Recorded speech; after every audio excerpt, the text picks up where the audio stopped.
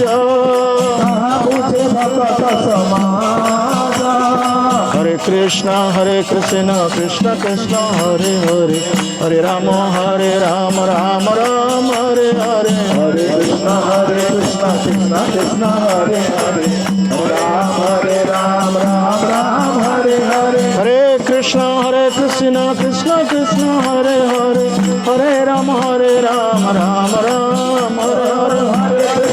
হরে কৃষ্ণ কৃষ্ণ কৃষ্ণ হরে হরে হরে রাম রাম রাম হরে হরে। হরে কৃষ্ণ কৃষ্ণ কৃষ্ণ হরে হরে হরে রাম রাম রাম হরে হরে। হরে কৃষ্ণ কৃষ্ণ কৃষ্ণ হরে হরে হরে রাম রাম রাম হরে হরে। হরি বল হরি বল হরি বল হরি বল। হরি বল হরি বল হরি বল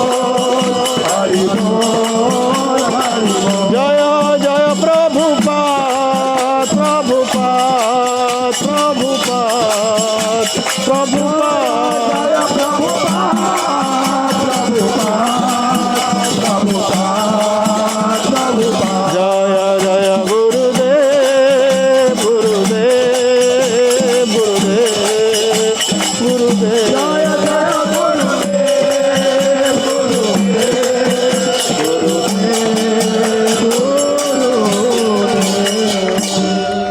जय प्रेम पुरुषोत्तम सचिनंदन श्री श्रीमन गौरांग महाप्रभु की प्रेम प्रदाता श्री श्री नित्यानंद प्रभु की अनंत कोटि वैष्णव वृंद की यम विष्णुपाद परमहंस परिव्राजकाचार्य श्री श्रीमद अभय चरणारविंद भक्ति वेदांत स्वामी श्रील प्रभुपाद महाराज की इस्कन प्रतिष्ठिताचार्य श्री श्रीमदेशी भक्ति वेदांत स्वामी श्रील प्रभुपाद महाराज की समवेत गौर भक्त वृंद की निताई गौर Premanand all meditation devotee, all meditation devotee, all meditation devotee, all glory to Sri Guru and Gauranga, all glory to Srila Prabhupada, all glory to Srila Gurudev की जय।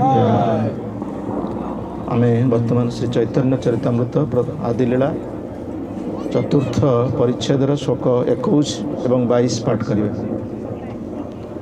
मोर पुत्र मोर सखा मोर प्राणपति मोर पुत्र मोर सखा मोर प्राणपति। এই ভাবে যেই মরে করে শুদ্ধ ভক্তি মোরে করে শুদ্ধ ভক্তি। আপনাকে বড় মানে আমারে সমহীন আপনাকে বড় মানে করে সমহীন। সেইভাবে হই আমি তাহার অধীন সেইভাবে হই আমি তাহার অধীন।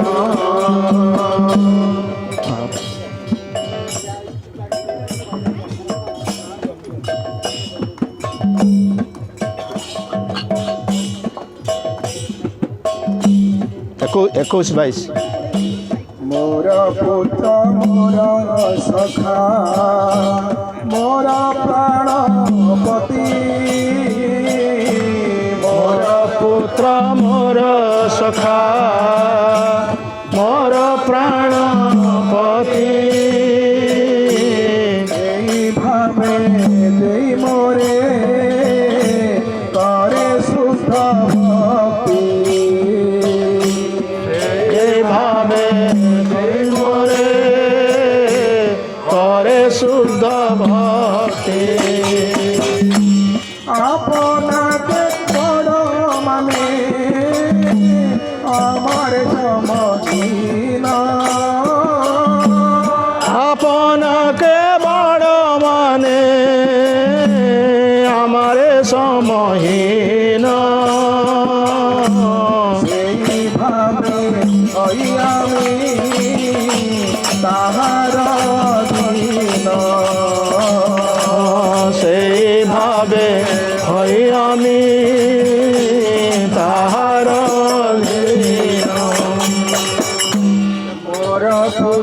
मोर सखा मोर प्राणपति मोर पुत्र मोर सखा मोर प्राणपति एहि भावे जय मोरे करे शुद्ध भक्ति এই ভাবে মরে করে শুদ্ধ ভক্তি আপনাকে বড় মানে আমার সমহীন আপনাকে বড় মানে আমার সমহীন এইভাবে হয়ে আমি তাহার দিন এইভাবে হয়ে আমি তাহার ঘৃণ। মোর পুত্র মোর সখা মোর প্রাণপতি মোর পুত্র মোর সখা মোর প্রাণপতি এইভাবে জয় মোরে করে শুদ্ধ ভক্তি এইভাবে যেই মরে করে শুদ্ধ ভক্তি আপনাকে বড় মানে আমার সমহীন আপনাকে বড় মানে আমার সমহীন সেইভাবে হইয়ানি তাহার দিন সেইভাবে হইয়ানি তাহার দিন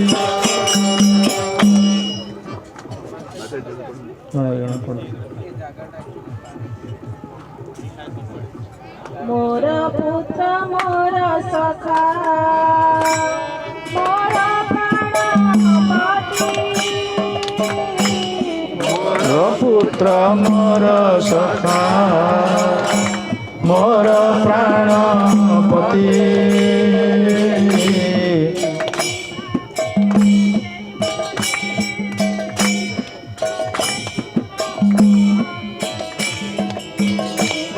এইভাবে যেই মরে করে শুদ্ধ ভক্তি আপনাকে বড় মানে আমার সমহীন আপনাকে বড় মানে আমারে সমহীন এইভাবে হইয়া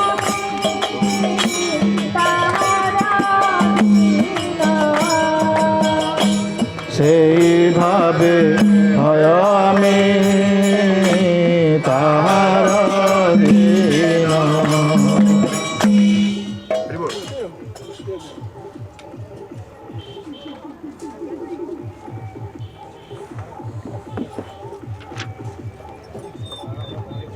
অনুবাদ শুদ্ধ প্রেমময়ী ভক্তিরে যে ব্যক্তি মতে তার পুত্র সখা বা প্রাণপতি ভাবি নিজକୁ বড় মনে করে এবং মতে তা সহিত সমান কিংবা ছোট মনে করে ମୁଁ ସେପରି ଲୋକର ଅଧୀନ ହୋଇଯାଏ। ଶିଲ ପ୍ରଭୁପାଦଙ୍କର ଭାବାର୍ଥ ଶ୍ରୀ ଚୈତନ୍ୟ ଚରିତାମୃତରେ ତିନି ପ୍ରକାର ଭକ୍ତିର ବିଷୟ ବର୍ଣ୍ଣିତ ହୋଇଛି, ଯଥା ଭକ୍ତି, ସାଧାରଣ ଭକ୍ତି, ଶୁଦ୍ଧ ଭକ୍ତି ଏବଂ ବୈଧି ବା ମିଶ୍ର ଭକ୍ତି। ଯେତେବେଳେ ସକାମ କର୍ମ ଜନିତ ମନୋଧର୍ମ ଅବଲମ୍ବନ ପୂର୍ବକ ବା ରହସ୍ୟମୟ ଯୋଗ ସାହାଯ୍ୟରେ କିଛି ଭୌତିକ ଉଦ୍ଦେଶ୍ୟ ସାଧନ ପାଇଁ ଭକ୍ତିପୂର୍ଣ୍ଣ ସେବା ସମ୍ପାଦନ କରାଯାଏ ତାହାକୁ ମିଶ୍ରା ଭକ୍ତି କୁହାଯାଏ। ଭକ୍ତି ଯୋଗ ବ୍ୟତୀତ ଭଗବଦ ଗୀତା ମଧ୍ୟ କର୍ମଯୋଗ, ଜ୍ଞାନ ଯୋଗ ଏବଂ ଧ୍ୟାନ ଯୋଗ କଥା ବର୍ଣ୍ଣନା କରାଯାଇଛି। ଯୋଗର ଅର୍ଥ ନିଜକୁ ପରମ ପୁରୁଷ ଭଗବାନଙ୍କ ସହିତ ଯୁକ୍ତ କରିବା, ଯାହା କେବଳ ଭକ୍ତି ଜରିଆରେ ସମ୍ଭବ ଅଟେ।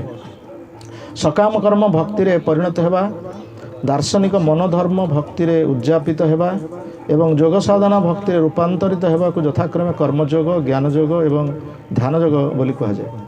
किंतु ए प्रकार भक्ति जाजन रे तीन प्रकार भौतिक कार्यकलाप मिश्रण घटी।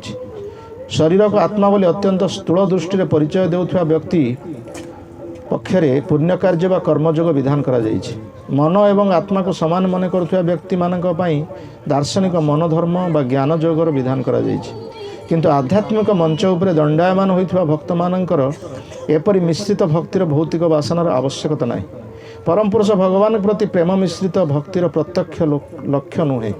तेणु एपरि वैधि भक्ति अपेक्षा शास्त्र विहित निर्देश को कठोर भाव में पालन करी सेवा करने उत्तम अटे, कारण यह समस्त प्रकार भौतिक दोषरू मुक्त अटे। यह केवल परम पुरुष भगवान संतोष विधान पर कृष्ण चेतना संपादित होता है। भगवान प्रति स्वतस्फूर्त भक्ति थिबा एवं भौतिक लाभ प्रति लक्ष्य नथिबा व्यक्ति माननकु आकृष्ट भक्त कहा जाए। भगवान का सेवा प्रति से स्वतः आकृष्ट होइथांती एवं सेमाने आत्मानुभूत व्यक्ति मानकर पदांक अनुसरण करती। भगवान प्रति शुद्ध प्रेम प्रकाश हेतु सेमानंकर शुद्ध भक्ति प्रामाणिक शास्त्र समूहर विधि निषेध सबको अतिक्रम कर जाए। बेले बेले प्रेमपूर्ण भाव विह्वलता विधि निषेध मानक अतिक्रम कर जाए। अवश्य एपरी आनंद विह्वलता संपूर्ण रूपे आध्यात्मिक स्तर होता है एवं यह अनुकरण करा जाई पारे नाही। शास्त्र मानकर निर्दिष्ट विधि निषेध मान साधारण भक्तों को भगवत प्रेमर परिपूर्ण स्तर को उठा को साहाय्य करे। कृष्ण के प्रति शुद्ध प्रेम शुद्ध भक्तिर परिपूर्णता अटे एवं शुद्ध भक्ति जाजनर स्वतस्फूर्त भक्ति जाजन सहित समान अटे। विधि निषेधर त्रुटिहीन संपादन वैकुंठ लोकरे देखा जाए। यही विधि निषेध मान को कठोर भाव में पालन करने द्वारा व्यक्ति वैकुंठ लोक को उन्नीत हो पारे, किंतु स्वतस्फूर्त शुद्ध प्रेममयी भक्ति जाजन केवल कृष्ण लोकरे ही देखा जाए। मोर पुत्र मोर सखा मोर प्राणपति यही भावे जेई मोरे करे शुद्ध भक्ति आपना के बड़ माने आमारे समहीन सेई भावे होई आमी ताहार अधीन। शुद्ध प्रेममयी भक्ति रे जो व्यक्ति मते तार पुत्र सखा बा प्राणपति भावी निजको बड़ मने करे एवं मते ताहा सहित समान किंबा छोट मने करे मु सेपरी लोकर अधीन हो जाए। तो एठारे विशेष करी चैतन्य चरितामृतर प्रणेता श्रीपाद कृष्णदास कविराज गोस्वामी जे कि वृद्ध अवस्था यही पुस्तक को रचना करचंती। सेतेबेले से निजको बड़ असहाय मन करचंती एवं तांकर अंग समस्त शिथिल हो जाइछि एवं सेतेबेले संपूर्ण भाव से महाप्रभुंकर एवं नित्यानंद प्रभुंकर कृपा उपर निर्भर कर पुस्तक रचना करचंती एवं से निजको अति नीच एवं निम्न मन करुचंती। जे प्रकृत पक्षे जन महान व्यक्ति से निजको केते नीच एवं नम्र मन करे कविराज दास गोस्वामी ठार आम यहाँ शिक्षा करवा। जे एते बड़ पुस्तक से लिखिचंती जोटा कि कहा जाइछि पुस्तक मान भितर आमर जो भगवत गीता कहा जाइछि सेटा होछि प्राथमिक शिक्षा एवं श्रीमद् भागवतम होछि स्नातकोत्तर शिक्षा एवं चैतन्य चरितामृत होछि स्नातकोत्तर शिक्षा। किंतु स्नातकोत्तर शिक्षा को से लिखिचंती किंतु से निजको भाबुचंती मु केते निजको से केते नम्र बोली ज्ञान करुचंती। से कहिचंती पुरी से कीट होइते आमी से लभिष्ट जगाई माधाई होइते आमी से पापिष्ट मोर नाम जेई लय तार हय पुण्यक्षय एमन निर्गुण्य मोरे केबा दया करे एका नित्यानंद बिना जगत माझारे। पुरी सर कहले विष्टार जो कृमि अच्छी मु ताठार होउची आहुरी हीन। निजको केते से नीच मन करचंती निजको केते छोट से मन करचंती एवं छोट मन करथवा तो आज एते बड़ पुस्तक से लिखचंती आ एते उन्नततर पुस्तक एते महान पुस्तक से लिखचंती। जगाई माधाई होइते आमी से पापिष्ट जगाई माधाई ठार मु आहुरी बड़ पापी मोर नाम जेई लय जे मो नाम उच्चारण करे तार जदि किछि पुण्य थिबो से क्षय हो जिवो बरं से पापी हो जिवो। एभଳି व्यक्ति मु होछि सबठार पापी मानक भितर सर्वोत्तम व्यक्ति। तेणु मोर नाम जे उच्चारण करे तार पुण्य जहाँ थिबो से क्षय हो जिवो से एक पापी व्यक्ति रूपांतरित हो। एमन निर्गुण्य मोरे केबा दया करे एका नित्यानंद बिना जगत माझारे। मते केबे दया करिवे से प्रभु गौरांग महाप्रभु नाम उच्चारण करने साहस कर पारना गौरांग महाप्रभु पाखु जीवाई साहस ना जदिव से चैतन्य चरितामृत लिखुंट किंतु से कहते नित्यानंद बिना जगत ना नित्यानंद प्रभु कृपार आवश्यकता अच्छी और नित्यानंद प्रभु होती किए जो होती गुरुदेवंकर प्रकाश विग्रह तेणु गुरुंकर कृपा लाभ कले ही भगवान कृपा मिल जस्य प्रसादात भगवत प्रसाद जस्य प्रसादान्न गति कुतोपि ध्यायस्तु वस्तस्य जशस्त्री संध्यम बंदी गुरु श्री चरणारविंद। तेणु ये जो विशेषकर ये जो आज जो आम पंक्ति पाठ कले जे प्रकृत पक्षे चैतन्य महाप्रभुंकर ये धरा पृष्ठ अवतरण कर उद्देश्य कौन चैतन्य महाप्रभु कहीं धरा पृष्ठ आसछन्ति भगवान कृष्ण तो आसते धर्म संस्थापन करने से तो धर्म संस्थापन कले से निजक भगवान बोली प्रतिपादित कले प्रत्येक छत्र छत्र गीतार से भगवान बोली प्रमाणित कले तेणु चैतन्य महाप्रभु आसवर आवश्यकता कौन अच्छे तेणु चैतन्य महाप्रभु प्रकृत पक्षे ये जो कलिजुग लोक मान पावनावतार से कलिजुग लोक मान से आसिचंती समस्त जीव मान उद्धार करने कारण भगवान कृष्ण जिते आसते से पापी मान संख्या कम थिला पुण्यवंत संख्या अधिक थिला आपण मैंने देखो सत्यजुग त्रेताजुग द्वापर जुग ये सब आप तुलनात्मक उदाहरणटा नियंतु सत्यजुगर लोक मान आयुष था 1 लाख वर्ष एवं धर्मर से 4 विभूति थिला तप शौच दया सत्य ये 4 धर्मर विभूति थिला लोक मैंने धर्म पालन करुले सत्य कथा कहते शुचि भाव संपन्न थिले एवं सहित तपस्या थिला तेणु ये सब थिला सत्य जुगरे से लोक मान आयुष थिला केते 1 लाख वर्ष थिला आयुष तापर आसला त्रेता जुग पाप भार टी बढ़ला जो आयुष 10 भाग कमिगला 10,000 वर्ष आयुष है और गोटे पाद धर्मर विभूति कमिगला कौन से तपस्या तपस्या रूपक 1 पाद विभूति कमिगला जो हिरण्यकशिपु और हिरण्याक्षर जो प्रबल दौरात्म्य हेतु तपस्या रूपक 1 पाद कारण हिरण्यकशिपु तपस्या करता कि तपस्यार से असद उपयोग कला जो तपस्या रूपक 1 पाद विभूति नष्ट हो गला तापर आसला द्वापर जुग जो जुगरे भगवान कृष्ण निजे स्वयं आसचंती एवं जदिव से स्वयं कृष्ण आसिले जे स्वयं परिपूर्ण तांक निकट समस्त ऐश्वर्यपूर्ण भाव में अच्छी किंतु से जुगरे मध्य 1 पाद विभूति नष्ट हो शौच तार रूपक 1 पाद विभूति तपस्या नष्ट होगा त्रेता जुगरे शौच अर्थात पवित्रता रूपक 1 पाद विभूति कौटी नष्ट है ना जिते बड़े कुलबधू को विवेचना करोटी कुलबधू को विवेचना करा कुरु राजसभा ए समय कलिजुगर जन करने साहस करना किंतु से प्रकार चेष्टा करा जड़े समस्त बस एत लोक बस राजा महाराजा मैंने बस से रजस्वला अवस्था से पांडव मानकर कुल पांडव कौरव मान समस्त से कुलबधू विवेचन करने प्रचेषा कर दुर्योधन एवं से शुचि भाव जो पवित्रता भाव विभूति नष्ट है जो 1000 वर्ष है द्वापर जुगर लोक मान आयुष से जुगरे पुण्यवंत लोक संख्या किसी अधिक थिला किंतु कली जुगरे पाप एते अधिक बढ़ी जाइए तेणु एठी प्रकृत पक्षे 3 पाद विभूति कली जुगर नष्ट हो कौन कौन न तपस्या शुचि एवं दया लोक एते निर्दय दया बोली वस्तु किसी हृदय ना जो कहुई कली जुगर 8टा जिनिस नष्ट हो 8टा जिनिस कमिज दया गोटे तार भितर अच्छी ततश्चानुदिनम धर्मं सत्य शौच दया क्षमा कालेन बलिना राजन नक्षंति आयुर्बल स्मृति ये 8टा जिनिस भितर दयाटा अच्छे तेणु कलिजुग लोक मान निर्दय छोट छोट कथार पोक माछी भली मनीष को मार दौर मनीष मारी काटिकी फ्रिज रखी मांस खिया हो प्रकार लोक मान निर्दयता तेणु तेणु ये जो निर्दय लोक मान भगवान कृष्णकर काटु करिवो नहीं भगवान कृष्णकर कथा एटू काटू करिवो नहीं भगवान कही कृष्ण कही जी लोक मैंने मोर अश्रद्धालु तांको मो कथा कहबो नहीं तेणु भगवान कथा शुणापी श्रद्धालु लोक केते जण अच्छा कलिजुगर केते जण श्रद्धालु अच्छा समस्ते अश्रद्धालु से महाप्रभुंकर उपदेश है जारे देखो तारे कहो कृष्ण उपदेश मोर आदेश गुरु हैया तारो ही देश जहाँ को देखुच तो कृष्ण कथा कह कारण समस्त कृष्ण को भूली जगत कृष्ण को न भूलते आम कहीं कलिजुगे कष्ट पाचे दुख पाचे आयुष कम 100 वर्ष मात्र आयुष अच्छी आउ विभिन्न प्रकार कष्ट आम प्राप्त हो तेणु से चैतन्य महाप्रभु आसुँच समस्त जीव मान उद्धार करें जे निजे कृष्ण କିନ୍ତୁ କୃଷ୍ଣଙ୍କ ଠାରୁ ଆହୁରି ଦୟାଳୁ ହେଉଛନ୍ତି ଚୈତନ୍ୟ ମହାପ୍ରଭୁ। କାରଣ କୃଷ୍ଣ କେବଳ ଭକ୍ତମାନଙ୍କୁ ହିଁ କୃପା କରିଛନ୍ତି।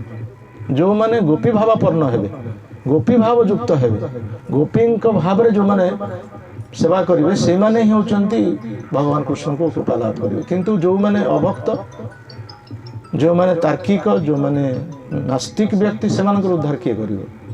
ତେଣୁ ସେଥିପାଇଁ ଭଗବାନ ଅତ୍ୟନ୍ତ କୃପାଳୁ ରୂପରେ ସେ ଆସିଲେ। ଚୈତନ୍ୟ ମହାପ୍ରଭୁ ଯିଏକି ରାଧା କୃଷ୍ଣଙ୍କର ମିଳିତ ତନୁ। କାରଣ ରାଧା ହେଉଛନ୍ତି କୃପାଳୁ, ରାଧା ହେଉଛନ୍ତି କୃପାଳୁ ଏବଂ ରାଧା କୃଷ୍ଣଙ୍କର ମିଳିତ। କୃଷ୍ଣ ଯଦିଓ କୃପାଳୁ, ସେ ହେଉଛନ୍ତି ଭକ୍ତମାନଙ୍କ ପ୍ରତି କୃପାଳୁ। କିନ୍ତୁ ରାଧା କୃଷ୍ଣଙ୍କର ମିଳିତ ତନୁ ଯେଉଁ ଚୈତନ୍ୟ ମହାପ୍ରଭୁ ଆସିଛନ୍ତି, ସେ ସମସ୍ତ ଜୀବ ପ୍ରତି ଦୟା କରୁଛନ୍ତି। ଏବଂ ଭଗବାନ କୃଷ୍ଣ ଆସିଛନ୍ତି ସେବ୍ୟ ରୂପରେ। ତାଙ୍କୁ ସେବକ ସେବା କରିବ, ଭକ୍ତ ତାଙ୍କୁ ସେବା କରିବ, ଭକ୍ତ ତାଙ୍କୁ ସେବା କରିକି ତାଙ୍କୁ ସନ୍ତୁଷ୍ଟ କରିବ। ଆଉ ଭକ୍ତର ସେବାକୁ ସେ ଅପେକ୍ଷା କରି ଅଛନ୍ତି। କିନ୍ତୁ ସେ ନିଜେ ସେବା କରିବା ପାଇଁ ପ୍ରସ୍ତୁତ ନୁହନ୍ତି, କାରଣ ସେ ତ ସେବ୍ୟ, ସେ ହେଉଛନ୍ତି ଭଗବାନ। ତେଣୁ ସିଏ କିଭଳି ଭାବରେ ଭକ୍ତ ସ୍ତରକୁ ଆସିବେ?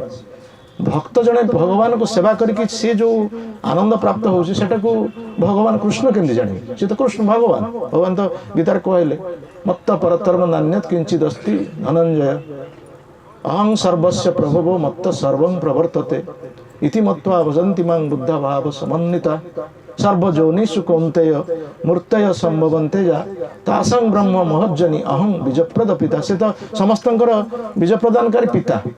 ତେଣୁ ଏଠି ସେ ବର୍ତ୍ତମାନ କ'ଣ କହୁଛନ୍ତି? ଯେ ମୁଁ ପୁତ୍ର ହେବା ପାଇଁ ଚାହୁଁଛି, ମୋର ପୁତ୍ର, ମୋର ସଖା, ମୋର ପ୍ରାଣପତି, ଏଇ ଭାବେ ଯେଇ ମୋର କରେ ଶୁଦ୍ଧବତ, ଯିଏ ମୋତେ ପୁତ୍ର ଭାବରେ ଭାବୁଛି। କାରଣ ଭଗବାନ ପିତା ହେଇକି ତାଙ୍କ ସେ ବର୍ତ୍ତମାନ ପୁତ୍ର ରୂପକୁ ଆସିଗଲେ। କାହିଁକି ସେ ପୁତ୍ର ରୂପରେ ଆସୁଛନ୍ତି? ନା ପିତା ମୋତେ ଟିକେ ଶାସନ କରନ୍ତୁ, ପିତା ପୁତ୍ରକୁ ଶାସନ କରନ୍ତୁ। ଏଠି ପୁତ୍ର ପିତାଙ୍କର ଶାସନକୁ ଅପେକ୍ଷା କରୁଛନ୍ତି। ବର୍ତ୍ତମାନ ପିତା ଶାସନ କରୁଥିଲେ, ବର୍ତ୍ତମାନ ପୁତ୍ର ଶାସନ ଚାହୁଁଛନ୍ତି ପିତାଙ୍କ ଠାରୁ। ସେ ପିତା ହେଇକି ଆମମାନଙ୍କୁ ଶାସନ କରୁଥିଲେ, ବର୍ତ୍ତମାନ ପୁତ୍ର ହିସାବରେ କାହିଁକି ଚାହୁଁଛନ୍ତି? ନା ପିତା ଯେଉଁ ସୁଖ ପ୍ରାପ୍ତ ହୋଇଛନ୍ତି ପୁତ୍ରକୁ ଲାଳନ ପାଳନ କରିକି, ପୁତ୍ର ଯେଉଁ ସୁଖ ପ୍ରାପ୍ତ ହୋଇଛନ୍ତି ପିତାଙ୍କୁ ସେବା କରିକି, ସେଟା ତ ପିତା କେମିତି ଜାଣିବେ? ପିତା ପୁତ୍ରକୁ ଦଣ୍ଡ ଦେବେ, ପିତା ଶୋଧନ କରିବେ ପୁତ୍ରକୁ, କିନ୍ତୁ ପୁତ୍ର ଶୋଧନ ହେବା ଫଳରେ ସିଏ ଯେଉଁ ଆନନ୍ଦ ପ୍ରାପ୍ତ ହୋଇଛି, ପୁତ୍ର ପିତାଙ୍କୁ ସେବା କରି ସିଏ ଯେଉଁ ଆନନ୍ଦ ପ୍ରାପ୍ତ ହେଉଛି, ସେଟା ତ ନିଜେ ଭଗବାନ କୃଷ୍ଣ କେମିତି ଜାଣିବେ? ତେଣୁ ସେଥିପାଇଁ ସେ ଏଠି କହୁଛନ୍ତି ଯେ ମୋର ପୁତ୍ର, ମୋର ସଖା, ମୋର ପ୍ରାଣପତି, ମୁଁ ଚାହୁଁଛି ମୁଁ ପୁତ୍ର ରୂପରେ ଆସିବା ପାଇଁ, ମୁଁ ସଖା ରୂପରେ ଆସିବା ପାଇଁ ଚାହୁଁଛି, ଆଉ ମୁଁ ପ୍ରାଣପତି ରୂପରେ ଆସିବା ପାଇଁ ଚାହୁଁଛି। ତେଣୁ ଭଗବାନ କୃଷ୍ଣ ଚୈତନ୍ୟ ମହାପ୍ରଭୁ ପରେ ତାଙ୍କର ସମ୍ପୂର୍ଣ୍ଣ ଯିଏକି ତିନିଟା ବାଞ୍ଛା ପରିପୂର୍ଣ୍ଣ ହେଇଛି ମହାପ୍ରଭୁଙ୍କର ଲୀଳାରେ, ଯେଉଁଠି ଭଗବାନ କୃଷ୍ଣଙ୍କର ମଧ୍ୟ ଅଭାବ ଥିଲା। କୃଷ୍ଣଙ୍କର ପୁଣି ଅଭାବ କ'ଣ? ଯିଏକି 6ଟା ଐଶ୍ୱର୍ଯ୍ୟ ଯାଙ୍କ ପାଖରେ ପୂର୍ଣ୍ଣ ଭାବରେ ଅଛି, ତାଙ୍କ ପାଖରେ ପୁଣି ଅଭାବ କ'ଣ ଅଛି? ତାଙ୍କ ପାଖରେ ତ ପୂର୍ଣ୍ଣ ଧନ ଅଛି, ତାଙ୍କ ପାଖରେ ଜ୍ଞାନ ଅଛି, ଶକ୍ତି ଅଛି, ସୌନ୍ଦର୍ଯ୍ୟ ଅଛି, ଯଶ ତ୍ୟାଗ ସବୁ କିଛି ପୂର୍ଣ୍ଣ ଭାବରେ ଅଛି। ତାପରେ ଅଭାବ କ'ଣ ରହିଲା ତାଙ୍କ ପାଖରେ? ନା ଅଭାବ ପୁଣି ଅଛି। ଆଚାର୍ଯ୍ୟମାନେ ସେସବୁ ଟୀକାରେ ବର୍ଣ୍ଣନା କରୁଛନ୍ତି, ଦ ଗ୍ରିଡ୍ସ ଅଫ୍ ଦ ଲର୍ଡ, ଭଗବାନଙ୍କର ଲୋଭ। ଭଗବାନଙ୍କର ଲୋଭ କ'ଣ? ନା ଭଗବାନ ଲୋଭ କରୁଛନ୍ତି ନା ଯେତେବେଳେ ନିଜେ ଭଗବାନ କୃଷ୍ଣ ତାଙ୍କର ନିଜର ପ୍ରାସାଦରେ ନିଜର ମୁଖକୁ ଅବଲୋକନ କରୁଛନ୍ତି, ସେତେବେଳେ ସିଏ ଦେଖୁଛନ୍ତି ଏତେ ସୁନ୍ଦର ମୁଖ କାହାର। ନିଜ ମୁଖକୁ ଦେଖିକି ମଧ୍ୟ ସେ ଜାଣିପାରୁନାହାନ୍ତି ଏ ସୁନ୍ଦର ମୁଖ କାହାର। କାରଣ ନିଜ ମୁଖଟାକୁ ଆମେ କ'ଣ ଦେଖିପାରୁଛୁ କି? ଆମେ ଦର୍ପଣର ସାହାଯ୍ୟ ନେଉଛେ, ବା ଯେଉଁମାନେ ଆମ ମୁଖକୁ ଚାହୁଁଛନ୍ତି ସେମାନେ ଦେଖୁଛନ୍ତି ଆମର ମୁଖ, କିନ୍ତୁ ଆମେ ତ ନିଜ ମୁଖକୁ ଆମେ ଦେଖିପାରୁନୁ। ଯେମିତି ଆଖି ସାହାଯ୍ୟରେ ଆମେ ସମସ୍ତ ଅଙ୍ଗ ପ୍ରତ୍ୟଙ୍ଗକୁ ଦେଖୁଛେ, କିନ୍ତୁ ଅନ୍ୟ ଅଙ୍ଗ ପ୍ରତ୍ୟଙ୍ଗ କ'ଣ ଆଖିକି ଦେଖିପାରୁଛି? ଠିକ୍ ସେଇ ପ୍ରକାର ଆମ ମୁଖକୁ ସମସ୍ତେ ଅବଲୋକନ କରୁଛନ୍ତି, କିନ୍ତୁ ଆମେ ଆମ ମୁଖକୁ ଅବଲୋକନ କରିପାରୁନାହୁଁ। ତେଣୁ ସେ ନିଜ ମୁଖକୁ ଯେତେବେଳେ ତାଙ୍କର ପ୍ରସାଦର ଯେଉଁ ଦର୍ପଣ ରୂପ ରହିଛି ସବୁ ଚିନ୍ତାମଣି ପ୍ରସ୍ତର, ସେ ପ୍ରସ୍ତର ନିଜର ମୁଖକୁ ଚାହିଁକି ସେ ମଧ୍ୟ ନିଜ ସନ୍ଦେହ ପ୍ରକାଶ କରୁଛନ୍ତି ଏଇ ମୁଖଟି କାହାର। ତେଣୁ ଇଏ ମୁଖକୁ ଯିଏ ସର୍ବଦାକୁ ଅବଲୋକନ କରୁଛନ୍ତି ସିଏ କେତେ ଆନନ୍ଦ ପ୍ରାପ୍ତ ହେଉଛନ୍ତି, କେତେ ସେ ଆନନ୍ଦ, କେତେ ସୁନ୍ଦର ମୁଖ। ଏଇ ମୁଖକୁ ଯିଏ ସର୍ବଦା ଅବଲୋକନ କରୁଛି କେତେ ସେ ଆନନ୍ଦ ପ୍ରାପ୍ତ ହେଉନଥିବେ। ଏଇ ଯେଉଁ ଲୋଭଟା ତାଙ୍କର ଉଦିତ ହେଇଛି। ଆଉ ସେ ମୁଖକୁ ଅବଲୋକନ କରୁଛନ୍ତି କିଏ? ଶ୍ରୀମତୀ ରାଧାରାଣୀ। ଶ୍ରୀମତୀ ଗୋପୀ ଗୋପିକା ମାନେ ଗୋପାଳ ମାନେ ଏମାନେ ସମସ୍ତେ ତାଙ୍କର ସେ ମୁଖକୁ ଅବଲୋକନ କରନ୍ତି କିନ୍ତୁ ତାଙ୍କର ସେ ସୁଯୋଗ ନାହିଁ ତେଣୁ ସେ ସୁଖ ଲୋଭଟା ତାଙ୍କର ଜାଗ୍ରତ ହେଇଛି ଶ୍ରୀ ରାଧୟା ପ୍ରଣୟ ମହିମା କିଦୃଶ ବା ନହେବା ସ୍ୱାଦ୍ୟ ହେ ନାଦଭୂତ ମଧୁରିମା କିଦୃଶ ବା ବିୟତି ଲୋଭାତ ତଦ୍ ଭାବାଢ୍ୟା ସମଜନୀ ସଚି ଗର୍ଭ ସିନ୍ଧୁ ହର ଇନ୍ଦୁ ଶ୍ରୀ ରାଧାଙ୍କର ପ୍ରଣୟ ଏଠି ପ୍ରେମ କଥା କୁହାଯାଉନି ପ୍ରେମର ବିକୃତ ଅବସ୍ଥା ହେଉଛି ପ୍ରଣୟ ଯେମିତି ଦୁଧକୁ କ୍ଷୀରକୁ ଆମେ ଯଦି ମନ୍ଥନ କରିବା ସେଥିରେ କ'ଣ ବାହାରିବ ଲହୁଣୀ ବାହାରିବ ଠିକ୍ ସେଇଭଳି ପ୍ରେମକୁ ମନ୍ଥନ କରାଯାଇଛି ପ୍ରେମକୁ ମନ୍ଥନ କରିକି ଶ୍ରୀ ରାଧାଙ୍କ ପ୍ରେମକୁ ମନ୍ଥନ କରିକି ସେଟା ହେଉଛି ପ୍ରଣୟତା କୁହାଯାଉଛି ପ୍ରେମର ମନ୍ଥନ ଅବସ୍ଥା ସେଟା ପ୍ରେମର ପରିପକ୍ୱ ଅବସ୍ଥା ରାଧାକୃଷ୍ଣ ପ୍ରଣୟ ବିକୃତି ଲାଦିନୀ ଶକ୍ତି ରସ୍ମାତ୍ ଦେକାତ୍ମନାମପି ଭୁବି ପୁରା ଦେହଭେଦ ଗତୌତ ଚୈତନ୍ୟକ୍ଷଂ ପ୍ରକଟ ମଧୁନା ତଦ୍ୱୟଂ ଚୈକ୍ୟମାତ୍ମ ରାଧା ଭାବ ସୁବଳିତମ୍ ନମାମି କୃଷ୍ଣ ସ୍ୱରୂପମ୍ ଚିରାଦଦତ୍ତମ୍ ନିଜଗୁପ୍ତ ବୀତମ୍ ସ୍ୱପ୍ରେମ ନାମ ମୁତମତ୍ତୁଧାର ଆପାମରଞ୍ଚ ବିତତାର ଗୌର କୃଷ୍ଣ ଜନେଭ୍ୟସ୍ତମହଂ ପ୍ରପଦ୍ୟେ ତେଣୁ ରାଧାଙ୍କର ପ୍ରେମର ବିକୃତ ଅବସ୍ଥା ଯେଉଁଟାକି ପ୍ରଣୟ ବୋଲି କୁହାଯାଉଛି ତେଣୁ ସେ ରାଧାଙ୍କର ପ୍ରଣୟଟା କି ପ୍ରକାର ରାଧାକୃଷ୍ଣ କେତେ ଭଲ ପାଉଛନ୍ତି ଘନୀଭୂତ ଅବସ୍ଥା ପ୍ରେମର ଘନୀଭୂତ ଅବସ୍ଥା ଏ ଜଗତରେ କୁହାଯାଉଛି ପ୍ରେମ ପ୍ରେମ ବସ୍ତୁ ବୋଲି ଏଠି ଜଗତରେ ନାହିଁ ଆମେ ଯେଉଁ କୁହାଯାଉଛି ପ୍ରେମ ବିବାହ ପ୍ରେମ ସମ୍ପର୍କ ଏସବୁ କଥା ହେଉଛି ଏଗୁଡ଼ାକ ସବୁ ହାସ୍ୟାସ୍ପଦ କଥା ଏଗୁଡ଼ାକ ସବୁ ପ୍ରେମ ପ୍ରକୃତ ବସ୍ତୁ କଳି ଏଠି ଯୁଗରେ ନାହିଁ ବା ଏ ସମାଜରେ ପ୍ରକୃତ ନାହିଁ ପ୍ରେମର ବିକୃତ ଅବସ୍ଥା ଅଛି ଏଠି ପ୍ରେମର ବିକୃତ ଅବସ୍ଥା ହେଉଛି କାମ ଲଭର ଅପୋଜିଟ୍ ହେଉଛି lost LUST lost LOST LUST ତେଣୁ ଏଠି କାମ ଅଛି ମାନେ ଶରୀର ଶରୀର ସମ୍ପର୍କ ତାକୁ କୁହାଯାଉଛି ପ୍ରେମ ଯେଉଁଠି ପ୍ରେମ ଅଛି ସେଠି ସମ୍ପର୍କ କେବଳ ଛିନ୍ନ ହେବ ନାହିଁ ସେଠି ସମ୍ପର୍କ କେବଳ କଟିବ ନାହିଁ ବା ବିଚ୍ଛେଦ ହେବ ନାହିଁ ଯଦିଓ ବିଚ୍ଛେଦ ହେବ ସେଥିରେ ମିଳନର ଆନନ୍ଦ ଅନୁଭବ କରାଯିବ ରାଧାରାଣୀଙ୍କର କ'ଣ କୃଷ୍ଣଙ୍କର ବିଚ୍ଛେଦ ହେଇନି କିନ୍ତୁ ବିଚ୍ଛେଦରେ ସେମାନେ ଅଧିକ ଆନନ୍ଦ ଅନୁଭବ କରୁଛନ୍ତି ଏବଂ ସେତେବେଳେ ସେମାନେ ନିଜର ଭାବ ବ୍ୟକ୍ତ କରୁଛନ୍ତି ଯଦି କୃଷ୍ଣ ଆମକୁ ବିଚ୍ଛେଦ କରିକି ବା ଆମକୁ ଦୂରେଇ ଦେଇକି ସେ ଯଦି ଆନନ୍ଦ ପାଉଛନ୍ତି ତାହେଲେ ସେଇ ଆନନ୍ଦ ହେଉଛି ଆମର ପ୍ରକୃତ ଆନନ୍ଦ ଆମକୁ ଯଦି ସେ କଷ୍ଟ ଦେଇକି ସେ ଆନନ୍ଦ ପାଉଛନ୍ତି ତାହେଲେ ସେଇ ଆନନ୍ଦ ହିଁ ଆମର ଦରକାର ତେଣୁ ଏଇ ଯେଉଁ ପ୍ରେମ ଏଇ ବସ୍ତୁଟି ଆମର ଜଗତରେ ଅଛି ବୋଲି ଆମେ ନିଜେ ଚିନ୍ତା କଲେ ଆମେ ସମସ୍ତେ ସ୍ୱାର୍ଥର ସହିତ ସମ୍ପର୍କିତ ହେଇଛୁ ଯଦି ସ୍ୱାର୍ଥରୁ କିଛି କମିଗଲା ପୁରୁଷ ସ୍ତ୍ରୀକୁ ଭଲ ପାଉଛି ସ୍ତ୍ରୀ ପୁରୁଷକୁ ଭଲ ପାଉଛି ବାପା ପୁଅକୁ ଭଲ ପାଉଛି ମା ପୁଅକୁ ଭଲ ପାଉଛି ସେଥିରେ ଯଦି କିଞ୍ଚିତ ମା ପୁଅ କଥା ଛାଡ଼ନ୍ତୁ ଅଲଗା କଥା କିନ୍ତୁ ପତି ପତ୍ନୀ ପ୍ରେମିକ ପ୍ରେମିକାର ଯଦି ସମ୍ପର୍କ କିଛି ଟିକେ ତାଙ୍କ ଭିତରେ ସ୍ୱାର୍ଥରେ କମିଯିବ ତାହେଲେ ସେ ସମ୍ପର୍କ କଟିଯିବ ତେଣୁ ଏଇଟା କ'ଣ ପ୍ରେମ ଏଇଟା ହେଉଛି ତାର କାମ କୃଷ୍ଣେନ୍ଦ୍ରିୟ ପ୍ରୀତିବାଞ୍ଛା ଧରେ ପ୍ରେମ ନାମ ନିଜେନ୍ଦ୍ରିୟ ପ୍ରୀତିବାଞ୍ଛା ଧରେ କାମ ନାମ ତେଣୁ ରାଧାରାଣୀଙ୍କର ନିଜର ସ୍ୱାର୍ଥ ନଥିଲା ନିଜର ସ୍ୱାର୍ଥ ବା ନିଜର ସନ୍ତୋଷ ବିଧାନ ନଥିଲା କୃଷ୍ଣଙ୍କର ସନ୍ତୋଷ ବିଧାନ ହେଉଛି ଆମର ଆବଶ୍ୟକ ଆମର ଜୀବନ ପଛେ ଯାହା ହେଉନା କାହିଁକି ଆମେ ଚାହୁଁ କୃଷ୍ଣଙ୍କର ପ୍ରୀତି ବିଧାନ ଆମ ପ୍ରଭୁଙ୍କର ପ୍ରୀତି ବିଧାନ ସିଏ ଆନନ୍ଦରେ ରୁହନ୍ତୁ ସିଏ ସୁଖରେ ରୁହନ୍ତୁ ଏଭଳି ବାଞ୍ଛା ତେଣୁ ସେ ବାଞ୍ଛା ତାଙ୍କର ଜାଗ୍ରତ ହେଇଛି କୃଷ୍ଣଙ୍କର ଶ୍ରୀ ରାଧାଙ୍କ ପ୍ରଣୟ ମହିମା କିଦୃଶ ବା ନହେବା ସ୍ୱାଦ୍ୟ ହେ ନାଦଭୂତ ମଧୁରିମା ଆଉ ତାଙ୍କର ସେଇ ଯେଉଁ ଅଦ୍ଭୁତ ମାଧୁର୍ଯ୍ୟ ଭଗବାନ କୃଷ୍ଣଙ୍କର ମାଧୁର୍ଯ୍ୟ ଅଛି ଯେଉଁ ଚାରିଟା ମାଧୁର୍ଯ୍ୟ ଅଛି ଯେଉଁଟାକି ଅନ୍ୟ କୌଣସି ଅବତାରରେ ମଧ୍ୟ ତାଙ୍କର ନାହିଁ ନାରାୟଣଙ୍କ ପାଖରେ ମଧ୍ୟ ଚାରିଟି ମାଧୁର୍ଯ୍ୟ ନାହିଁ କ'ଣ କ'ଣ ସେ ମାଧୁର୍ଯ୍ୟ ଗୋଟେ ହେଉଛି ଲୀଳା ମାଧୁରୀ ଗୋଟେ ହେଉଛି ରୂପ ମାଧୁରୀ ଗୋଟେ ହେଉଛି ରତି ମାଧୁରୀ ଆଉ ଗୋଟେ ହେଉଛି ବେଣୁ ମାଧୁରୀ ତେଣୁ ଏଇ ଯେଉଁ ଚାରିଟି ମାଧୁର୍ଯ୍ୟ କୃଷ୍ଣଙ୍କ ନିକଟରେ ଅଛି ଯେଉଁଟାକି ଅନ୍ୟ କୌଣସି ଦେବତା ଏପରିକି ନାରାୟଣ ଶିବଙ୍କ ପାଖରେ ମଧ୍ୟ ନାହିଁ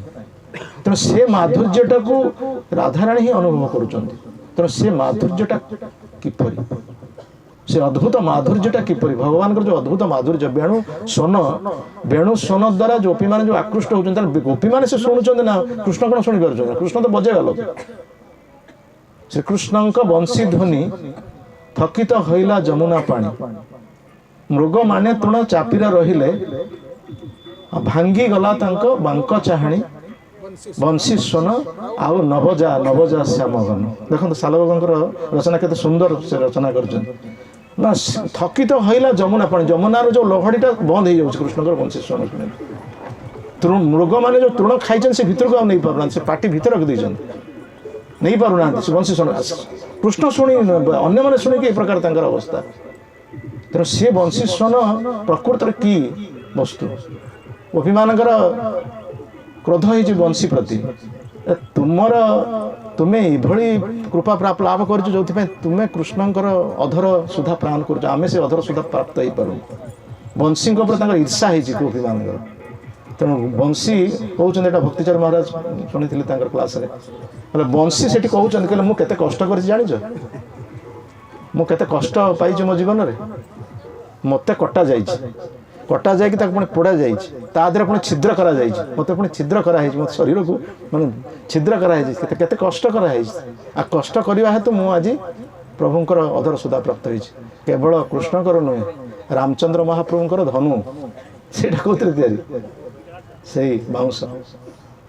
ମହାପ୍ରଭୁଙ୍କର ଦଣ୍ଡ ସେ କୋଉଥିରେ? ତେଣୁ ଭଗବାନଙ୍କର ଅପାର କୃପା ଆମେ ପାଇଛୁ। ଆମେ କଷ୍ଟ ସହିଥିବା, କଷ୍ଟ ସହିଲେ ହିଁ କୃପା ମିଳିବ। ତେଣୁ ସେଇ ପ୍ରକାର ଭାବରେ ଯେଉଁ ବଂଶୀ ସ୍ୱନ ଦ୍ୱାରା ସମସ୍ତ ଆକର୍ଷିତ ହେଉଛନ୍ତି। ତେଣୁ ସେ ବଂଶୀ ସ୍ୱନ, ସେ ଅପୂର୍ବ ମାଧୁରୀ, ସେ ତାଙ୍କର ଲୀଳା, ଭଗବାନଙ୍କର ଲୀଳା, ଭଗବାନଙ୍କର ରୂପ, ଭଗବାନଙ୍କର ରତି ଇତ୍ୟାଦି ଏସବୁ ଯେଉଁ ମାଧୁର୍ଯ୍ୟ, ସେ ମାଧୁର୍ଯ୍ୟକୁ ଭଗବାନ ନିଜେ କେମିତି ଜାଣିବେ? ତେଣୁ ଯେଉଁମାନେ ତାହାକୁ ଅନୁଭବ କରୁଛନ୍ତି ସେମାନେ ଜାଣିଛନ୍ତି ସେ ମାଧୁର୍ଯ୍ୟଟା କିପରି, ଏବଂ ସେ ମାଧୁର୍ଯ୍ୟକୁ ଆସ୍ୱାଦନ କରି ସେମାନେ କ'ଣ ଲାଭ କରୁଛନ୍ତି, ସେ ମାଧୁର୍ଯ୍ୟକୁ ଯେଉଁମାନେ ଆସ୍ୱାଦନ କରୁଛନ୍ତି ସେମାନେ କି ପ୍ରକାର ସୁଖ ପ୍ରାପ୍ତ ହେଉଛନ୍ତି, ତାହା କିପରି, ଏ ତିନିଟି ସୁଖକୁ ଜାଣିବା ପାଇଁ ଭଗବାନ କୃଷ୍ଣଙ୍କର ଲୋଭ ଜାଗ୍ରତ ହେଲା। ତାପରେ ଭଗବାନ କୃଷ୍ଣ ଯେତେବେଳେ ଆସିଛନ୍ତି ଦ୍ୱାପର ଯୁଗରେ, କାହାର ପୁତ୍ର ରୂପରେ ଆସିଛନ୍ତି? ନନ୍ଦ ଯଶୋଦାଙ୍କର ପୁତ୍ର ରୂପରେ। କାରଣ ପୁତ୍ର ହେବାର ଲୋଭ ହେଇଛି ତାଙ୍କର। କାରଣ ତା ପୂର୍ବରୁ ସେ ପିତା ହେଇଛନ୍ତି, ପିତାର ସୁଖ ସେ ପ୍ରାପ୍ତ ହେଉଛନ୍ତି, କିନ୍ତୁ ପୁତ୍ରର ସୁଖ ସେ ପ୍ରାପ୍ତ ହେଇନାହାନ୍ତି। କାରଣ ଯେତେବେଳେ ବସିଛନ୍ତି, ହିରଣ୍ୟକଶିପୁ ମରିଗଲା ପରେ, ହିରଣ୍ୟକଶିପୁ ମୃତ୍ୟୁବରଣ କଲା ପରେ, ସେତେବେଳେ ନୃସିଂହଦେବଙ୍କର ଉଗ୍ର ରୂପକୁ ଶାନ୍ତ କରିବା ପାଇଁ ସମସ୍ତେ ତାଙ୍କର ବିଫଳ ହେଇଛନ୍ତି। କାରଣ ଏତେ ଭୟଙ୍କର ରୂପ, ହିରଣ୍ୟକଶିପୁ ଭଳି ଜଣେ ରାକ୍ଷସକୁ ମାରିଲା ପରେ ଭଗବାନଙ୍କର କୋପକୁ ଶାନ୍ତ କରିବା ପାଇଁ କେହି ମାନେ ଚେଷ୍ଟା କରିପାରୁନାହାନ୍ତି। ଏତେ ଉଗ୍ର ରୂପ ତାଙ୍କର ହେଇଛି ନୃସିଂହଦେବଙ୍କର। ତେଣୁ ସେ ନୃସିଂହଦେବଙ୍କର ଉଗ୍ର ରୂପକୁ ଶାନ୍ତ କରିବା ପାଇଁ ସମସ୍ତ ଦେବତାମାନେ ମଧ୍ୟ ବିଫଳ ହେଇଛନ୍ତି। ବ୍ରହ୍ମା, ଶିବ ଇତ୍ୟାଦି କେହି ତାଙ୍କ ପାଖ ଯିବା ପାଇଁ ସାହସ କରୁନାହାନ୍ତି। ଲକ୍ଷ୍ମୀଙ୍କୁ ପଠାଇଛନ୍ତି, ଲକ୍ଷ୍ମୀ ମଧ୍ୟ ଭାବୁଛନ୍ତି ମୋର ସ୍ୱାମୀ ସେ, ମୁଁ ଯାଇକି ତାଙ୍କ କୋପକୁ ଶାନ୍ତ କରିବି। କିନ୍ତୁ ଲକ୍ଷ୍ମୀ ଯାଇକି ପହଞ୍ଚିଲା ପରେ ଭୟଙ୍କର ଭାବରେ ନୃସିଂହଦେବ ଦୌଡ଼ି ଆସିଛନ୍ତି ମାରିବାକୁ। ସେଠି ଲକ୍ଷ୍ମୀଙ୍କର ମଧ୍ୟ ସନ୍ଦେହ ହେଇଛି, ଇଏ କ'ଣ ମୋର ସ୍ୱାମୀ, ମୋତେ କାହିଁ ତ ଜଣାପଡ଼ୁନି, ଏ ସ୍ୱାମୀ ହେଇକି ମୋତେ ଗୋଡ଼େଇ ଆସୁଛନ୍ତି ମାରିବାକୁ। ତେଣୁ ସେଠି ମଧ୍ୟ ଲକ୍ଷ୍ମୀ ମଧ୍ୟ ତାଙ୍କର କୋପକୁ ଶାନ୍ତ କରିପାରିନାହାନ୍ତି। ସେତେବେଳେ ସମସ୍ତେ ଅନୁରୋଧ କରିଛନ୍ତି କାହାକୁ? ପ୍ରହ୍ଲାଦ। ତେଣୁ ପ୍ରହ୍ଲାଦ ମହାରାଜ ନୃସିଂହଦେବଙ୍କର ଏଇ ଯେଉଁ ଉଗ୍ର ରୂପ ଦେଖିକି ସେ ଭୟଭୀତ ହେଉନାହାନ୍ତି। କାରଣ ଭକ୍ତ ପାଇଁ ଭଗବାନଙ୍କର ଯେଉଁ ଉଗ୍ର ରୂପ ହେତୁ ଭୟ ସଞ୍ଚାର କରିବେନି। ଯେଉଁ ଅସୁର ଲୋକମାନଙ୍କ ପାଇଁ ସେ ଭୟ ସଞ୍ଚାର କରିବେ। ହିରଣ୍ୟକଶିପୁ ଭୟ ସଞ୍ଚାର ହେଇଛି, କିନ୍ତୁ ପ୍ରହ୍ଲାଦ ଭୟ ସଞ୍ଚାର କରୁନି। ତେଣୁ ପ୍ରହ୍ଲାଦକୁ ସାଙ୍ଗେ ସାଙ୍ଗେ କହିବା ପରେ ସେ ନିଜକୁ କୃତ୍ୟ ମନେ କରିଛନ୍ତି। ମୁଁ ଗୋଟେ ଅସୁର କୂଳରେ ଜନ୍ମ ହେଇଛି, ମୋର କ'ଣ ଯୋଗ୍ୟତା ଅଛି ଯେଉଁଠି ବ୍ରହ୍ମା, ଶିବ, ଲକ୍ଷ୍ମୀ ଯେଉଁଠି ଯାଇପାରୁନାହାନ୍ତି, ମୋତେ କୁହାଯାଉଛି ମୁଁ ଜଣେ ଏତେ ନୀଚ, ଏତେ ନ୍ୟୁନ ଲୋକ, ମୁଁ ଯିବି ଯାଇ ତାଙ୍କର କୋପ ଶାନ୍ତ କରିବି। ଯଦି କୁହାଯାଉଛି ଯେତେବେଳେ ମୁଁ ଯିବି ନିଶ୍ଚିତ, ଏହା କହିକି ତାଙ୍କ ପାଦ ତଳେ ପଡ଼ିଯାଇଛନ୍ତି। ନୃସିଂହଦେବଙ୍କ ପାଦ ତଳେ ପଡ଼ିଛନ୍ତି ଏବଂ ନୃସିଂହଦେବ ତାଙ୍କୁ ନେଇକି ନିଜ କୋଳରେ ବସେଇଛନ୍ତି। ଏବଂ କୋଳରେ ବସାଇଲା ପରେ ତାଙ୍କର ବାତ୍ସଲ୍ୟ ପ୍ରେମ ଜାଗ୍ରତ ହେଇଛି ନୃସିଂହ। କାରଣ ନୃସିଂହ ସେ ଆସିଛନ୍ତି ପିତାଙ୍କର ସ୍ନେହଟା ପାଇନାହାନ୍ତି ନା। ସେ ତାଙ୍କର ପିତା କିଏ? ଗୋଟେ ସ୍ତମ୍ଭରୁ ସେ ବାହାରିଛନ୍ତି, ସେ ପିତା ସୁଖ କେମିତି ଲାଭ କରିବେ? କିନ୍ତୁ ପୁତ୍ର କୋଳରେ ବସିଲା ପରେ ବର୍ତ୍ତମାନ ପିତାର ବାତ୍ସଲ୍ୟ, ପୁତ୍ରକୁ କୋଳରେ ବସେଇକି ଯେଉଁ ଆନନ୍ଦଟା ସେ ବର୍ତ୍ତମାନ ପ୍ରାପ୍ତ ହେଉଛନ୍ତି। ଏବଂ ସେତେବେଳେ ତାଙ୍କର ବାତ୍ସଲ୍ୟ ପ୍ରେମଟା କ'ଣ କେମିତି ଜାଗ୍ରତ ହେଇଛି ନା, ଯେମିତି ମା, ଆପଣ ଦେଖନ୍ତୁ ଗୋଟେ ଗାଈଟେ ମା ବାଛୁରୀକି ପାଇଲା ପରେ ତ ଚାଟି ପକାଏ, ଯେମିତି ସିଂହ, ଯେମିତି ସିଂହ ଶାବକୁ ଚାଟିବ। ବର୍ତ୍ତମାନ ସେ ସିଂହ ରୂପ ନା, ତା ମୁଖଟା ସିଂହ ରୂପ। ଶରୀର ଯଦିଓ ମନୁଷ୍ୟ, କିନ୍ତୁ ମୁଖଟା ହେଉଛି ସିଂହ। ତେଣୁ ସିଂହ ସଦୃଶ ତାଙ୍କ ଶାବକୁ ସେ ଚାଟି ପକାଇଛନ୍ତି, ଅର୍ଥାତ୍ ପ୍ରହ୍ଲାଦକୁ ଚାଟି ପକାଇଛନ୍ତି ସବୁ। ଏତେ ତାଙ୍କର ବାତ୍ସଲ୍ୟ ପ୍ରେମ ଜାଗ୍ରତ ହେଇଛି। କିନ୍ତୁ ପୁତ୍ର ହିସାବରେ ଯେଉଁ ପ୍ରହ୍ଲାଦ, ସିଏ ଯେଉଁ ସ୍ନେହ ପ୍ରାପ୍ତ ବା ସିଏ ଯେଉଁ ଆନନ୍ଦ ପ୍ରାପ୍ତ ହେଉଛି ପୁତ୍ର ପିତାଙ୍କ କୋଳରେ ବସିକି, ସେଉଟାକି ହିରଣ୍ୟକଶିପୁ କ'ଣ ନାଇଁ, ନୃସିଂହଦେବ କେମିତି ଜାଣିବେ? ନୃସିଂହଦେବ କେମିତି ଜାଣିବେ ଯେ ପୁତ୍ର ପ୍ରହ୍ଲାଦ ଯେଉଁ ଆନନ୍ଦ ପ୍ରାପ୍ତ ହେଇଛି? ତେଣୁ ସେଥିପାଇଁ ସେ କହୁଛନ୍ତି ମୁଁ ପୁତ୍ର ହେବାକୁ ଚାହେଁ। ତେଣୁ ପରବର୍ତ୍ତୀ ଅବତାରରେ ମୁଁ ପୁତ୍ର ହେଇକି ଆସିବି, ମୁଁ ପିତା ହେଇକି ଆଉ ଆସିବିନି।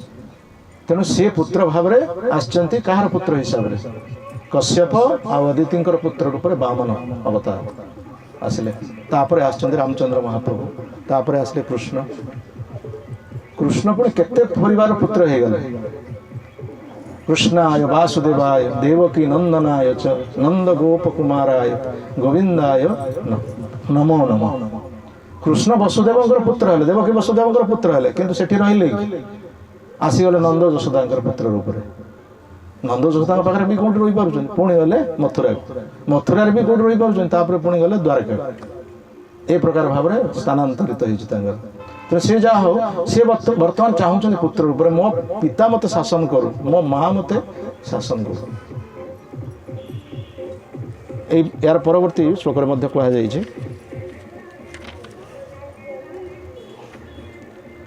माता जदि माता मोते पुत्र भावे करे न बंधन माता मोते पुत्र भावे करहि बंधन अतिहीन ज्ञाने करे लालन पालन अतिहीन ज्ञान करे लालन पालन सखा शुद्ध सखे करे सन्देहार होण सखा शुद्ध सखे करे सन्देहार होण तुमी कोन बड़ लोक तुमी आम सम तुमी कोन बड़ लोक तुमी आम सम प्रिया जदि मान करी कर ए भर्त्सन प्रिया जदि मान करी कर ए भर्त्सन वेद स्तुति होते हरे सेई मोर मन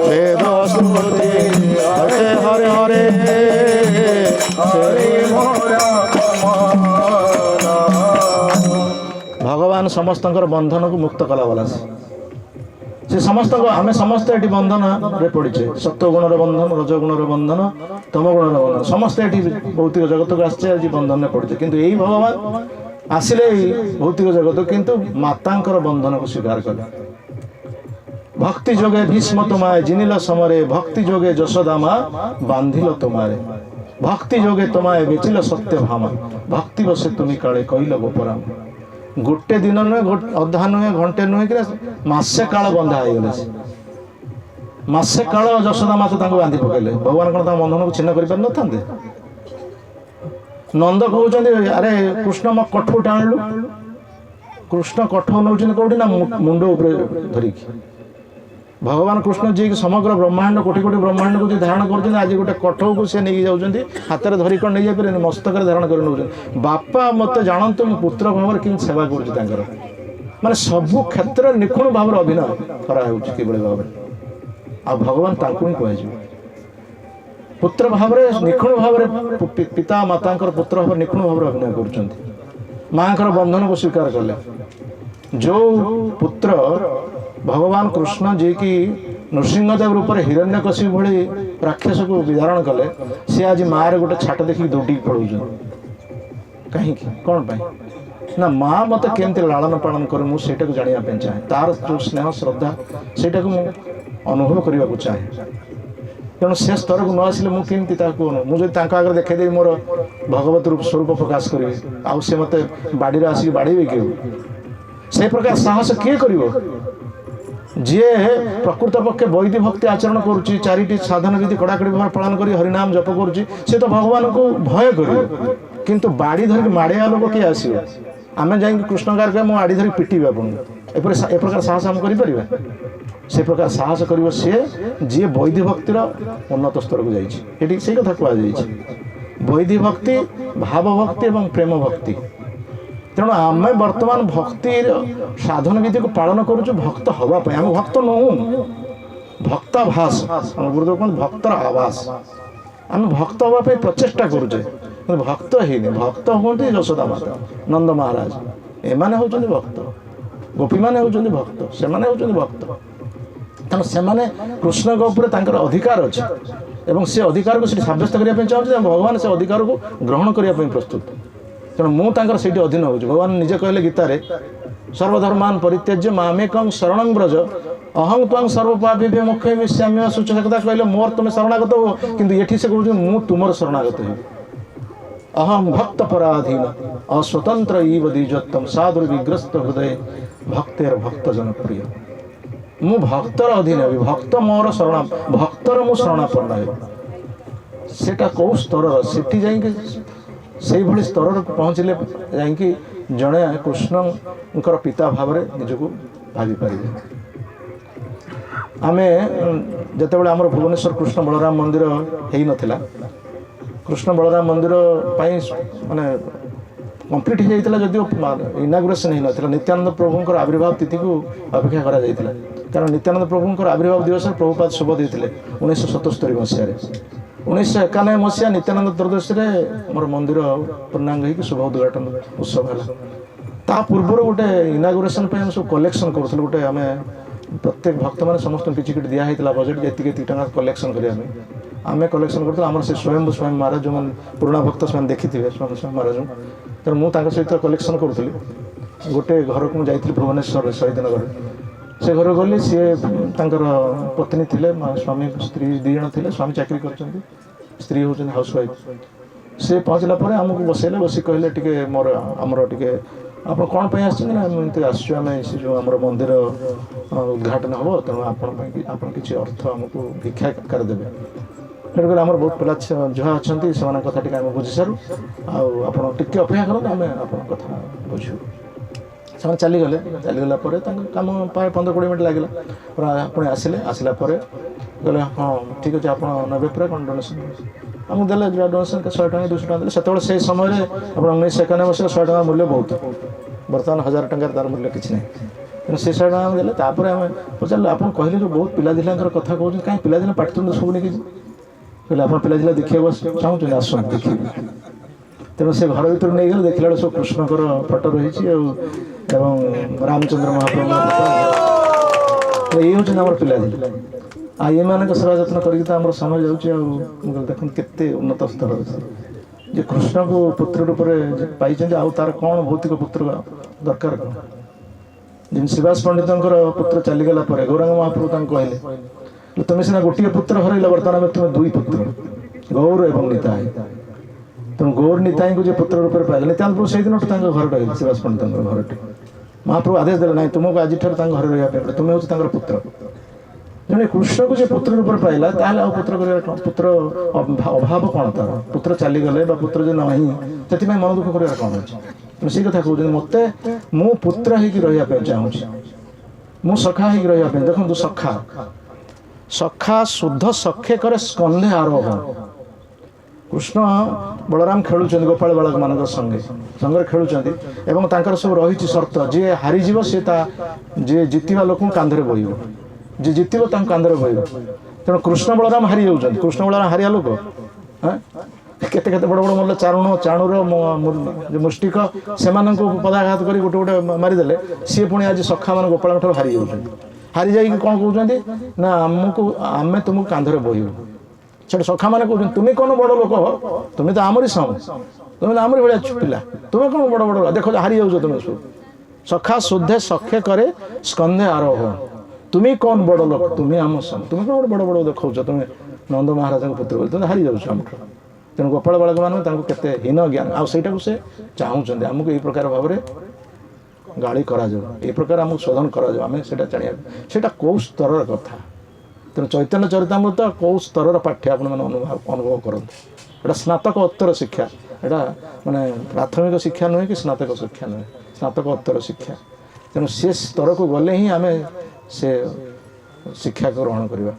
तापर कहुई प्रिया जदि मान करी करे भर्सन वेदस्तुति हईते हरे से ही मोर मन प्रेमिक प्रेमिका जदि किसी कल है बेलू सी मुह एडबड़ कर ये मुह एडबड़ कर केते पाटी तुंड हो हला कोर्ट कचेरी केते आड़ को जाऊँ कि भगवान कृष्ण कहते सी जब मत भर्सना कला गाड़ी देला मत वेदस्तुति भाई लगुच सी भर्सना नुहे सी हूँ मो वेदस्तुति वेदर से स्तुति मत कर चोरी करवा हूँ अपराध भौतिक जगत में चोरी करवा हूँ अपराध चोरी कले आमको दंड मिल पुलिस अरेस्ट करके जेल में ठंक किंतु चित जगत में वृंदावन हूँ चित जगत भगवान चित जगत को ये जगत को आनी देखा चाहूँ देख जे कि प्रकार ये संपर्क रही सब जिन कि प्रकार चलती चौर्य वृत्तिटा हूँ बहुमानन से प्रकार चौर्य वृत्ति को बहुमानन करा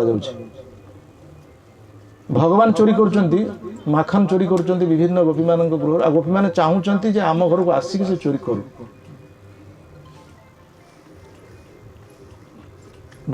गोपी मैंने चाहूँगी आम घर को से चोरी करू ब्रज नवनीत चोरम ब्रजांगनाथ दुकुलम चोरम हाँ चोराग्रगण्य पुरुषं नमामि अनेक जन्मार्जित चित्त चोरम पुरुष जन्म जित चित्त चोरम चोर अग्रगण्यम पुरुषं नमामि ब्रजे प्रसिद्धम नवनीत चोरम ब्रजांगनानां दुकुलम च चोरम अनेक जन्मार्जित चित्त चोरम चोर अग्रगण्य पुरुषं नमामि ब्रजे प्रसिद्धम नवनीत चोर नाम से प्रसिद्ध एवं से चोरी टा विख्यात से चोरी को बहुमानन करा प्रशंसा करा एटी चोरी कले बंधा हो ब्रजांगना ब्रजांगना हृदय को चोरी कले आउ अनेक जन्म आम पापी मान हृदय को चोरी करने से अनेक जन्मार्जित चित्त चोर चोर अग्रगण्य चोर मान भर से होती अग्रगण्य आम प्रणाम कर चोर को प्रणाम करा चोर को किए प्रणाम कर किंतु चोर को ये प्रणाम करा तेणु सी स्तर कथा सेटा को जानापी सेटा को मानने लोभ हो भगवान कृष्ण जो पुत्र रूप में आसछंती मार पुत्र ठारू लालन पालन इत्यादि सब शिक्षा करुँच माँ लालन पालन करुँच पुत्र को एवं पिता केमती पुत्र को शोधन करुँची सखा केमती शोधन करुँची सखा केमती दंड दौर ये सब गुड़ाक लोभ जागृत होते वृंदावन लीला भगवान कृष्ण तेणु से लोभटा जागृत हो चैतन्य महाप्रभु पर आस भगवान कृष्ण चैतन्य महाप्रभु पर आसबार दुईटी कारण गोटे हूँ बहिरंगा कारण गोटे हूँ अंतरंगा कारण बहिरंगा कारण हूँ समस्त जीव जगत समस्त जीव जगत मैंने भगवान भूली एवं से किभली भाव भगवान कृष्ण सहित संपर्कित हे से नाम संकीर्तन प्रचार कर कली जुगे जुग धर्म नाम संकीर्तन कली जुगे जुग धर्म नाम संकीर्तन चारि भाव भक्ति दिया नाचामो भुवन चारि भाव भक्ति दिया नाचामो भुवन कौड़ी काले नाम रूपे कृष्ण अवतार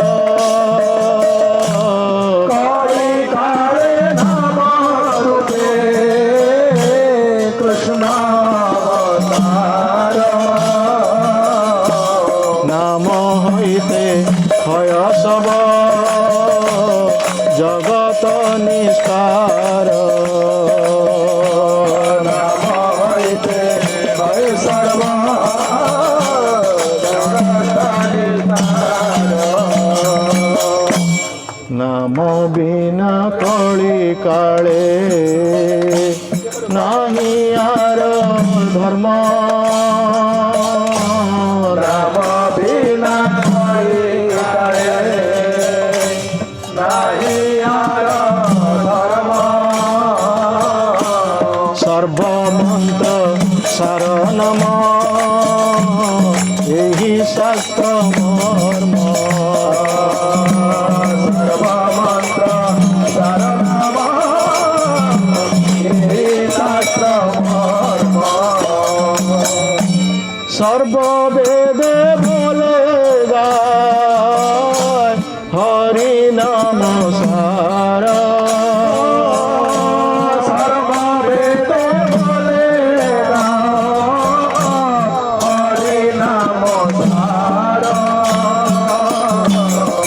ପାଇବେ ପରମା ପ୍ରୀତି ଆନନ୍ଦ ପାର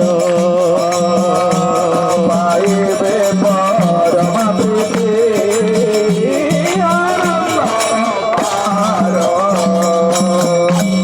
বেদ পুণ্য বলে যত মুক্ত মহাজন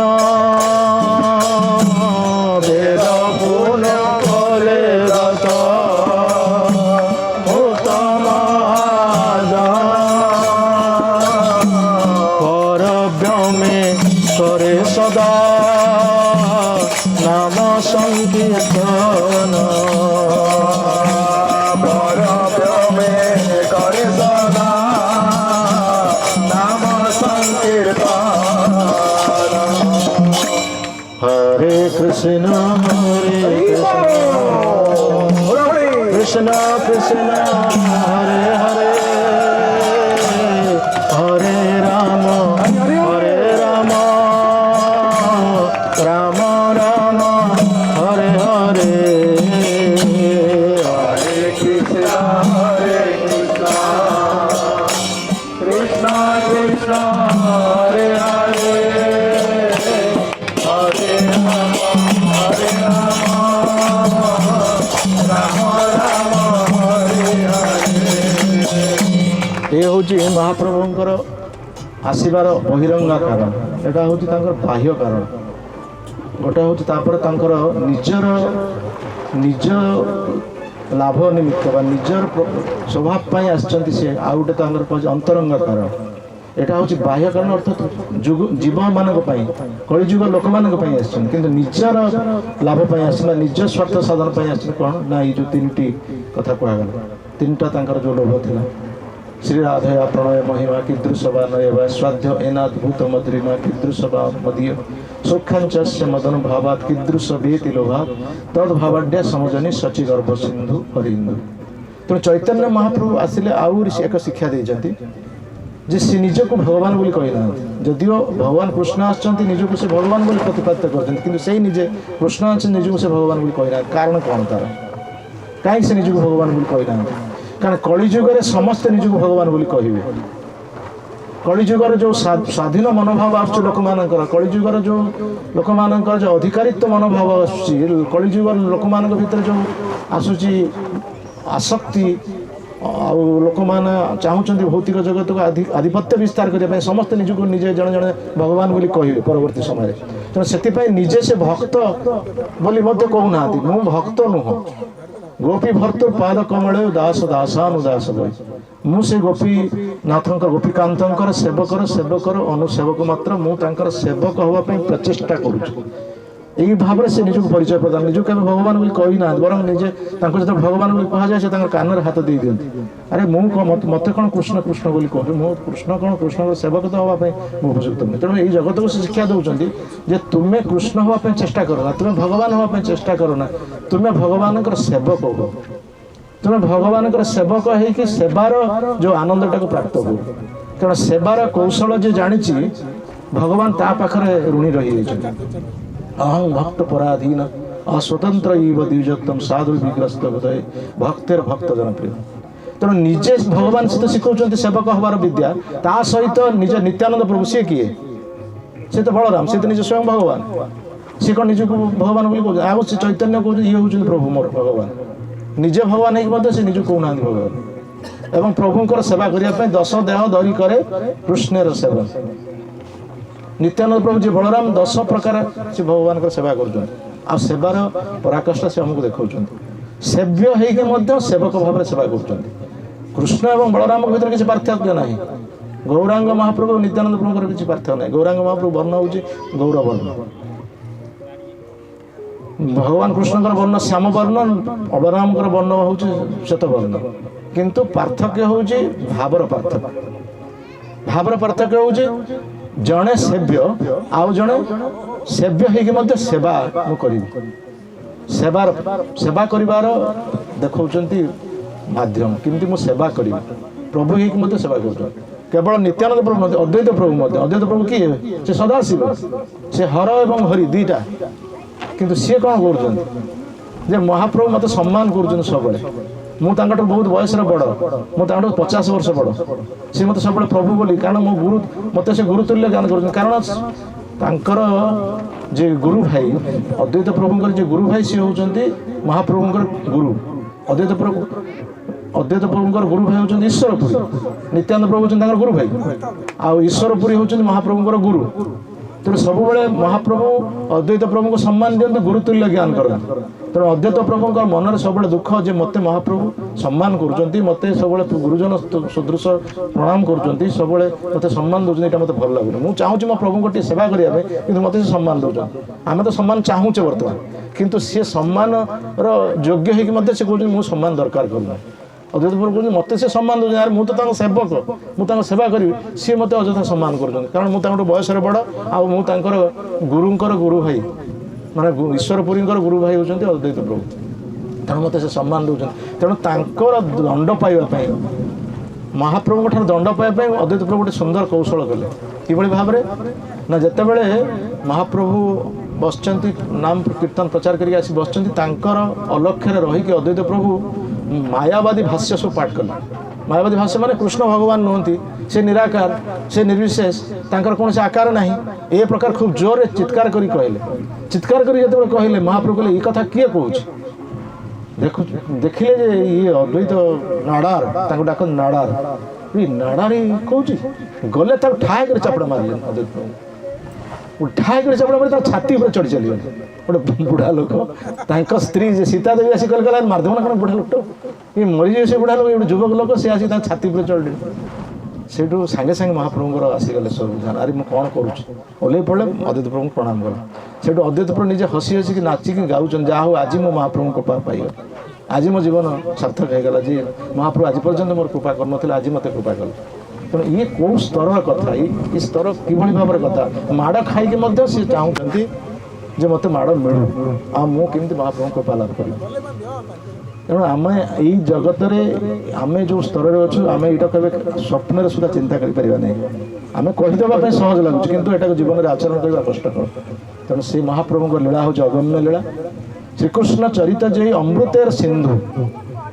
ସମଗ୍ର ଜଗତ ଭାଷାରେ ଯାହାର ଏକ ବିନ୍ଦୁ ଚୈତନ୍ୟ ଚରିତ ଯଦି ଅମୃତର ଗୋଟେ ସମୁଦ୍ର ହୁଏ ତାହାର ଗୋଟେ ବିନ୍ଦୁ ଏ ସମଗ୍ର ଜଗତକୁ ଭସେଇ ନେଇଯିବ ତାହେଲେ ଚୈତନ୍ୟ ମହାପ୍ରଭୁଙ୍କ ଲୀଳା କେତେ ସୁନ୍ଦର ଚୈତନ୍ୟ ମହାପ୍ରଭୁ ଲୀଳା କରହ ବିଚାର ବିଚାର କରିଲେ ଚିତ୍ତେ ପାବେ ଚମତ୍କାର ତେଣୁ ସେ ଚୈତନ୍ୟ ମହାପ୍ରଭୁଙ୍କର ଆଜି ପାଦପୀଠ ଯେଉଁଠି ମହାପ୍ରଭୁଙ୍କର ପାଦ ଚିହ୍ନ ଥିଲା ଆଜି ଆମ ପାଇଁ ଏକ ସୁଯୋଗ ଆମ ଭଳି ଅଧମମାନଙ୍କ ପାଇଁ ସୁଯୋଗ ମିଳିଛି ମହାପ୍ରଭୁଙ୍କ କଥା କହିବା ପାଇଁ ଏବଂ ଶ୍ରବଣ କରିବା ପାଇଁ ସେଥିପାଇଁ ଆପଣମାନେ ଆମମାନଙ୍କୁ ଏହି ସୁଯୋଗ ଦେଇଥିବା ହେତୁ ମୁଁ ନିଜକୁ ବହୁତ କୃତଜ୍ଞ ମନେ କରୁଛି ଆଉ ମୁଁ ନିଜକୁ ଧନ୍ୟବାଦ ଧନ୍ୟ ମନେ କରୁଛି ଏବଂ এইভাবে ভাবে মহাপ্রভুଙ୍କ কৃপা আশীর্বাদ কিভাবে লাভ করা তাঁর কৃপা প্রার্থনা করি আজির কথাকে আমি এটি বিরাম দেবা जय प्रेम पुरुषोत्तम सचिनंदन श्री श्रीमन गौरांग महाप्रभु की प्रेम प्रदाता श्री श्री नित्यानंद प्रभु की अनंत कोटि वैष्णव वृंद की समवेत गौर भक्त वृंद की ताई गौर प्रमानंद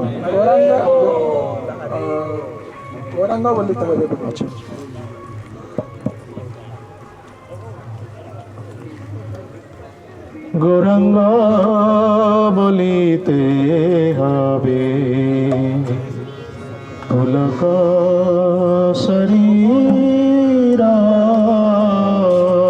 गौरांग बोलिते हबे पुलक शरीरा